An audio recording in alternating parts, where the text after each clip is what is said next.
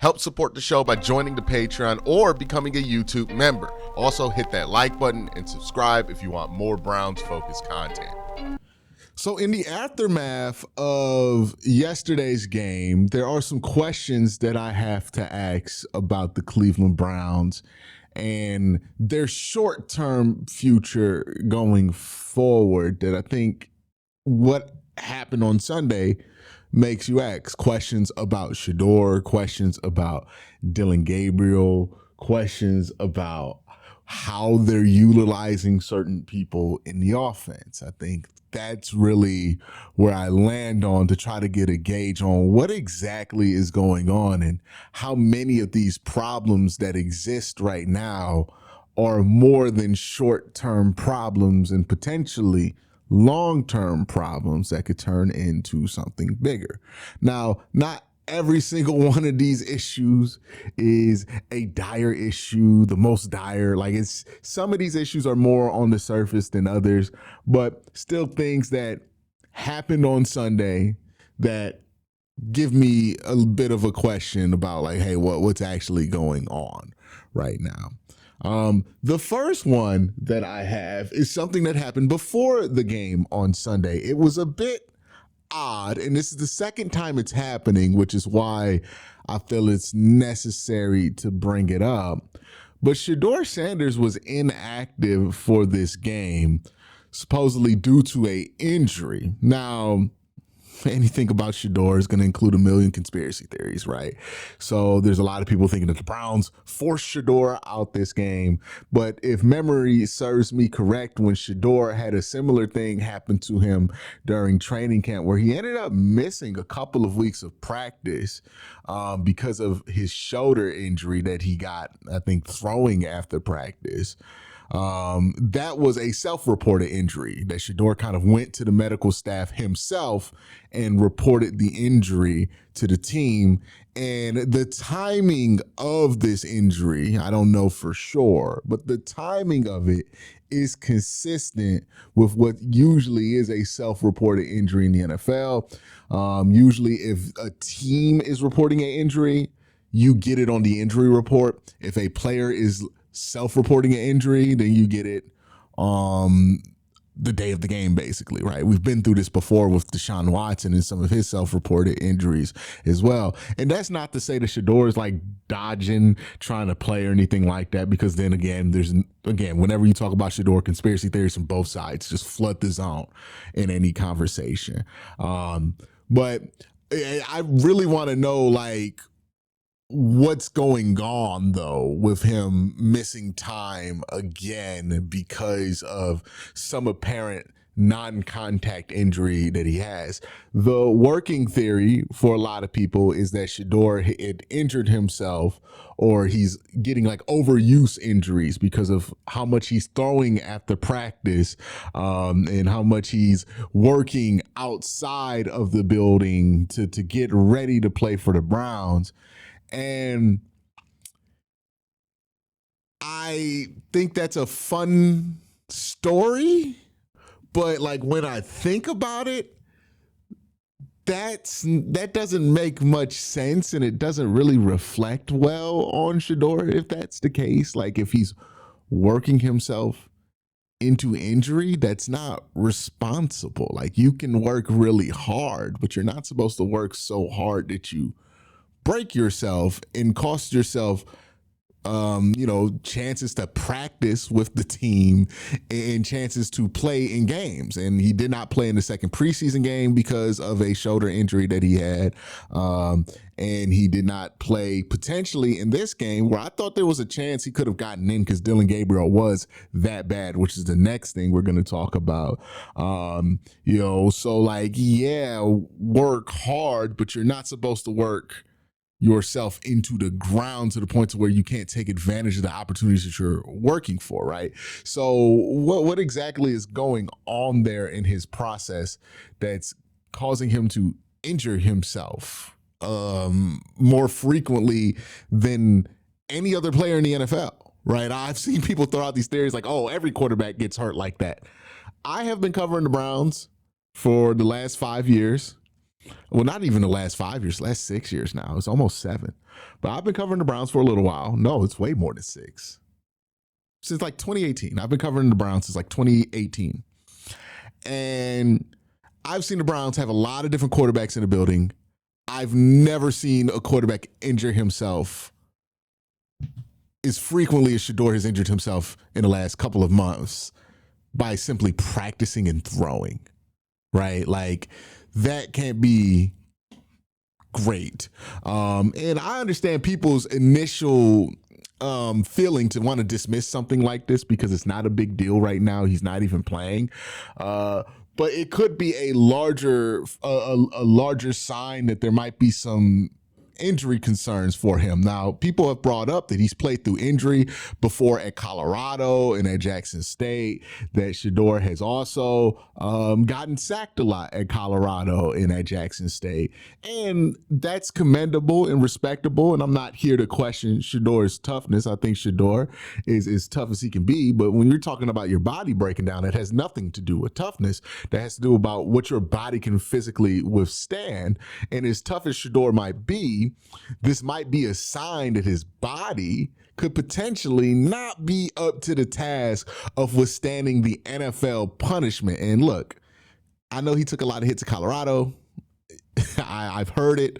But getting hit in the Big 12 is absolutely nothing like getting hit in the NFL. The kind of athletes that hit you in the Big 12, they're not the same athletes that hit you in the NFL. The Big 12 just does not produce that many NFL players. Hell, getting hit in the SEC or the Big 10, the two best conferences in college football, is nothing like getting hit in the NFL, right? Like, it's a whole different beast. You're going up against grown-ass men who have spent 10 years of their life learning how to hurt you.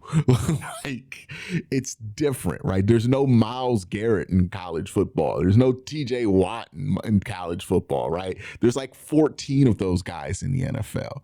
So, yeah, when it comes to his body holding up, the physical challenge in the NFL, this was a concern before the draft that people had, because I think Shedeur had weighed in around like 180 at some point in his Colorado career, and he got up to about 205, which is a decent weight, 205 or 214. Somebody correct me where I'm at on that, where he weighed in officially at the combine. So he did pick up the weight that he needed to, but sometimes when you pick up weight, your body has other issues maintaining that weight, that size, that frame, that creates issues about staying on the field. So maybe he picked up the weight to kind of withstand those blows better, but maybe that's causing other issues. This is strange enough that I think you should pay attention to, especially since it was a back injury for somebody who's young, right? Like, that always concerns me, no matter who it is, when it's a back injury. And the two injuries that he had was a throwing shoulder non-contact injury that was chalked up to overuse, and a back injury that I think people are, again, chalking up to overuse here. And both these injuries seem to be self-reported, so I don't think it was like the Browns trying to make sure he doesn't back up Dillon Gabriel when he's been the backup for Dillon Gabriel the last 2 weeks. So why would they suddenly not want him to back up Dillon Gabriel this week, right? Like, didn't make any sense to me. So, yeah. That's strange. I wonder what's going on there. Now, again, I don't want to make any assumptions here or jump to conclusions. I think Shedeur is a tough player and a competitor, and he's trying to fight through everything that he can to go out there and play. I just wonder why that keeps popping up, because, again, this is unusual for a quarterback who is not playing to have two situations like this in less than 3 months. It's very unusual. So I think it is something worth paying attention to, despite the fact that, initially people might not want to. But we'll get on to my next concern. Before I do that, I got to thank my sponsor, Sleeper. Real quick, just want to let you guys know Sleeper has a new offer here. They're offering a free $20 entry, no deposit required. And also, if you're a first-time user, you also will receive a 100% match on up to $100 when you use the promo code Worst Take. Again, $20 free, no deposit required. Plus, first-time users also receive a 100% deposit match up to $100. Join Sleeper.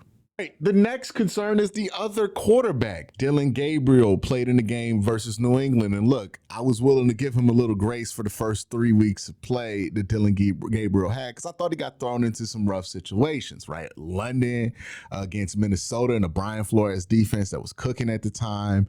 Then you get Pittsburgh in Pittsburgh, always a bad time. And then you play Miami, but you get this weird kind of set of circumstances where in the first half of the game, there is really bad weather conditions. By the time those weather conditions clear, you're already up by 18 points. So what they're going to ask you to execute is not going to be anything that's going to be very exciting offensively because the Browns are trying to protect the lead.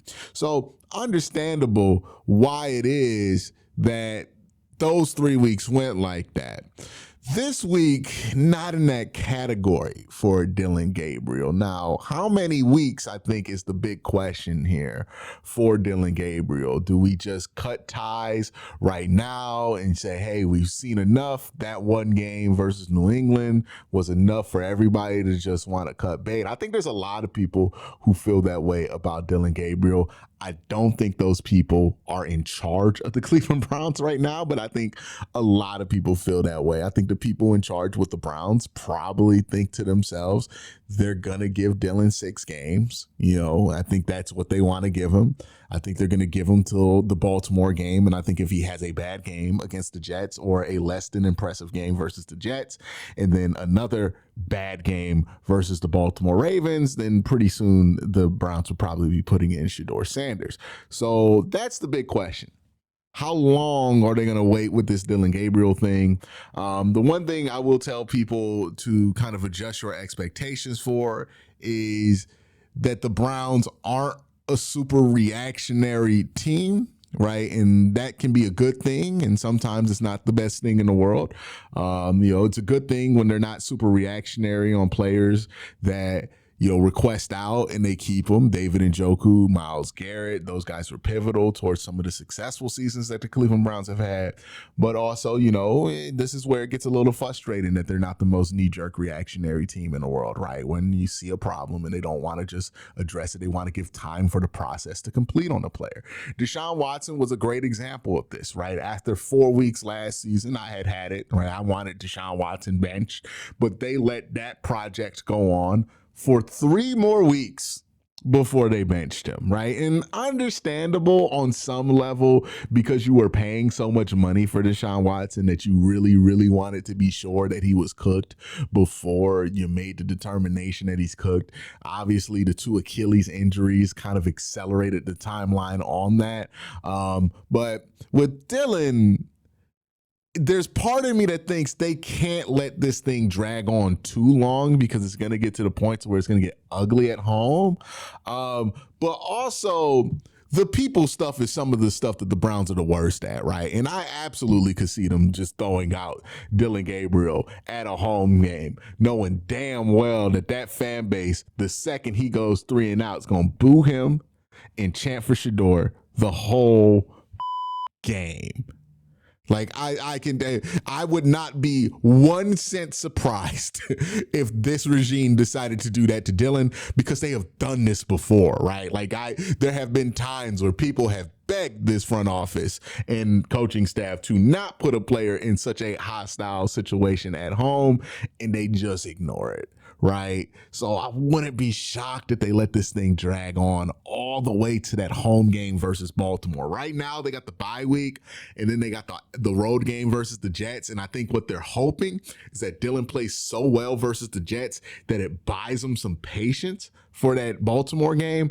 I just don't think that's going to happen the way they want it to happen. I think that Dillon's probably going to be at best mediocre versus the New York Jets, and then you're gonna get to that Ravens game, and worst case scenario, Dillon's so damn bad, it's so hostile in there that you're panicking. You just throw Shedeur in there halfway through the game and put him in a situation that's extremely adverse, right? And which I wouldn't think would be the best for Shador, right? If Shador plays, similar to what I said about Dylan when the Browns were making that move, if you're going to put Shador in, I would like that you make that decision at the beginning of a week so you can give him all the time he needs to be prepared for that week of gameplay, right? Like that's would be what's best for everybody involved. But yeah, how long is this experiment going to last? And are we going to do the thing that sometimes the Browns do with the quarterback position? Now, keep in mind, the problems with the offense bigger than just the quarterback position right now. It's unfortunate, but that's where we're at. Like Joe Flacco had the same numbers that Dylan Gabriel's put up over 4 weeks, like almost identical. I think Daniel Fuise had a tweet here where he brought that up, where it's like, hey, these guys are looking the same, right?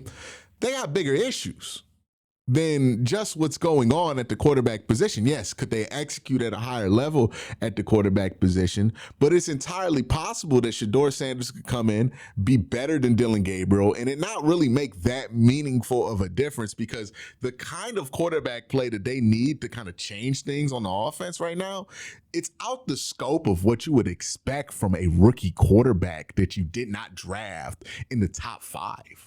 Right? Like, unless you think one of these guys is secretly Joe Burrow, which I doubt, right? Like, these problems are bigger than what a 5th round pick or a 3rd round pick are going to be able to solve. And these are bigger problems than you would ask those picks to solve.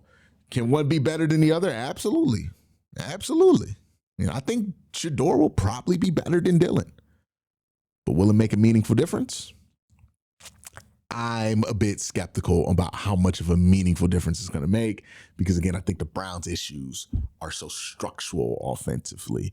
I talked about it in my video after the game. If you want to hear more of my thoughts about how I don't think Kevin's utilizing the 11 players on the field at a very high level, I'm going to talk about a little bit of the issues that I have in this video as well. But overall, like I think that's something that we got to keep in mind, regardless of what quarterback we're evaluating. It's very possible we get to the end of the season and say to ourselves, well, could we really get an evaluation because of just how bad things were offensively for everybody who played?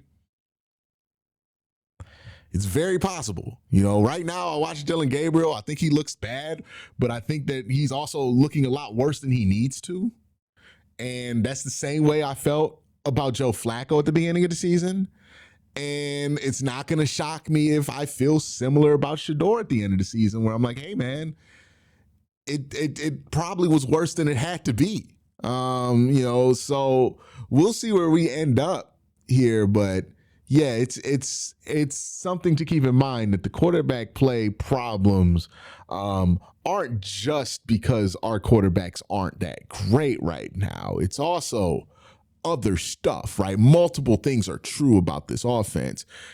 And I think we all need to grasp that because we're kind of in this place where we're talking like switching a quarterback is going to just completely change the offense.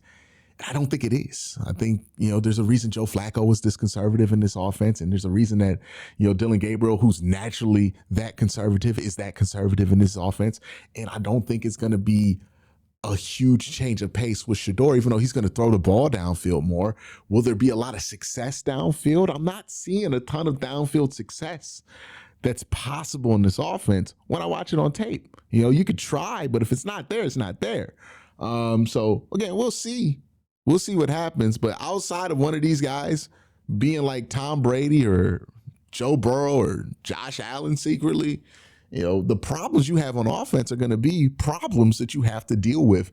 And I think the only way you can really solve some of these problems are with the full offseason, right? Where you change some philosophy, you get rid of some coaches, you probably get rid of Kevin Stefanski, and then you got to go out and draft some difference makers in the offense and go out and sign some difference makers in the offense. That's really where I'm at with it. I don't think we can just solve it by moving a couple of pieces here and there. If I thought that was the case and it was just personnel that needed to be adjusted, I wouldn't be sitting here wanting to fire Kevin Stefanski. Like the reason I want Kevin to be fired at the end of the season is because I don't think that is as simple as rearranging some chairs on the deck, right? I think it's much, much more complicated than that.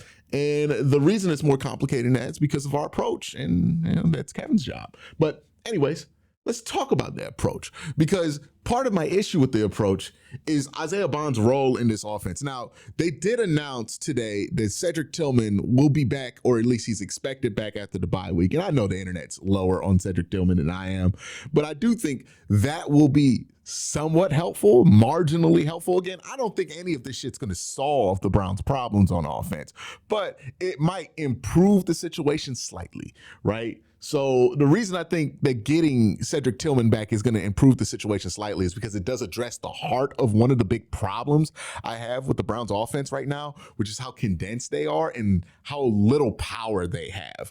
Right now, Isaiah Bond has been trying to do all the Cedric Tillman stuff, and he's just not that good at it. Like, the stuff that Isaiah Bond is really good at is not the same stuff that Cedric Tillman's really good at, but they're asking him to do the Cedric Tillman stuff right now. They're asking him to block out on screens, and he can't do it, right? Cedric Tillman, very underrated as a blocker. They're asking him to go downfield and run these crossing routes and digs and ends and corners, and that's the stuff that Cedric Tillman's really good at, but it's not the stuff that Isaiah Bond is good at, right? He's not a crisp route runner. He's not a good route runner at this point of his career. What Isaiah Bond is really good at is running some end arounds, maybe taking a deep 9 every once in a while, and stretching the field by being, doing the cardio stuff in the Browns offense. But since Cedric Tillman's injury, they've had Isaiah Bond fill that role, and I think that's been a bad fit for Isaiah Bond. I think you'll get more out of Isaiah Bond and more out the offense in general once Cedric Tillman gets back. Now, the question with Cedric Tillman is, can he stay healthy and can he catch the ball consistently? Luckily for Cedric Tillman, if he goes out there and drops a couple passes, it's not going to stand out because the whole offense hasn't caught passes at a high rate for whatever reason this season. But those are still the questions that you have about Cedric Tillman.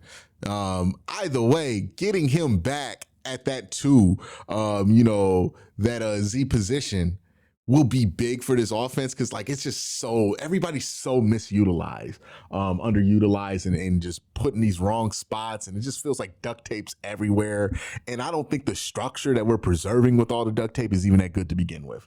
So now let's also talk about the lack of intention with Jerry Jeudy and David Njoku, which I find to be the 4th big problem, big question I have about the Browns. You have 2 Pro Bowlers in this passing offense. And this passing offense stinks. And I get it. Has David Njoku had the dropsies a little bit? Sure. Has Jerry Jeudy been inconsistent? Sure. But part of Kevin's job, right, as play caller especially, and as, one of the offensive minds of the team, right, along with Tommy Rees, is to make sure that your most talented players are engaged and that they are getting what they need to be themselves on a weekly basis. Like, as much of a problem that Jerry Jeudy's slump is for Jerry Jeudy, it's also a Kevin Stefanski problem. They share responsibility there, because yes, Jerry Jeudy should be doing everything that he can behind the scenes to catch the ball. But if you're Kevin Stefanski, you should also be trying to address this with your game plan. And since Jerry Jeudy has had these struggles, he hasn't done that. I thought this week was a golden opportunity to do that, right? Mark Schlereth was on the call, right? He's a longtime enemy of Jerry Jeudy. Jerry's been struggling.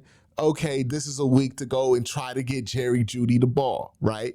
And you don't have to throw it downfield to him. I understand that the Browns have issues with that right now, but you can design some plays for him, right? The biggest example of this is a 3rd and 7 play, and I'll bring this up in my film breakdown about the offense later this week. But there was a 3rd and 7 play where they decided to run a quick slant with Isaiah Bond out of a motion.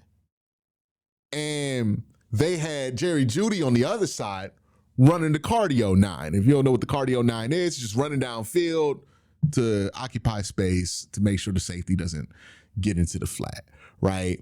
So that's what they have Jerry Jeudy doing on the 3rd and 7. But they got Isaiah Bond running this motion slant that's designed to win, why isn't that play in for Jerry Jeudy? Right? Excuse me, or my cat decides that this her show now, right? But why isn't that play designed for Jerry Jeudy? Why isn't that play utilizing Jerry? He's your best route runner. And has he dropped the ball a couple of times? Sure, but the whole wide receiver room has dropped the ball a couple of times. Why isn't that play in for Jerry Jeudy? That's strange to me. David Njoku only seems to get the ball when the quarterback breaks the pocket. We're not designing anything for David Njoku, right? Like the only thing we'll design for David Njoku are a couple of like weak ass wide screens. Makes no sense to me. The utilization of those two. And again, they've struggled. They've not been themselves, but that's your job as offensive coordinator and offensive play caller. So Kevin Stefanski and there's all kind of stuff going wacky right now, but Kevin Stefanski and Tommy Rees, that's part of their job, is to make sure that they get these guys right. And there's really been no attempt to make sure that they get these guys right. It's like they're okay with them struggling. And they've tried to get the ball to Isaiah Bond more than some of these other guys. And I don't get how we're getting to that answer. You know, this doesn't make any sense to me how they're getting to that answer. It feels like it lacks common sense.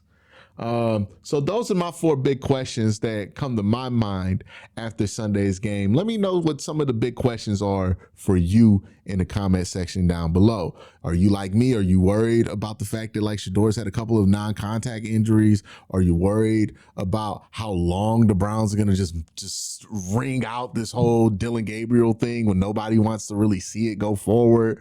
Are you worried about the utilization of guys, Pro Bowl guys on this offense? Are you worried about why they're using so much Isaiah Bond? And maybe there's a bigger concern here, right? Like maybe you're concerned that why is it? Like, what does it say about Jerry Jeudy and David Njoku that the coaching staff feels like it's more viable to go to Isaiah Bond right now? Maybe that's where your concern is.